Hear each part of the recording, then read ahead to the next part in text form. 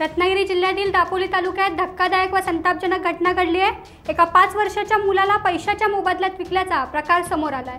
या प्रसंगी दापोली पोलिसांनी एका महिलेसह एका व्यक्तीवर गुन्हा दाखल केला। पोलिसांकडून मिळालेल्या माहितीनुसार या सगळ्या धक्कादायक प्रकारात संशयित आरोपी अरबिना सुफियान पांजरी वय 24 या महिलेने दुसरा संशयित आरोपी सत्यवान दत्ताराम पालशेतकर याला या मुलाला विकल्याचे या घटनेत समोर आले।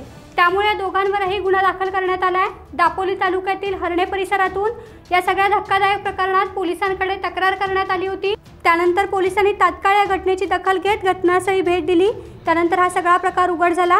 आर्थिक फायद्यासाठी आपल्याच 5 वर्षाच्या मुलाला विकल्याचे उघड झाले।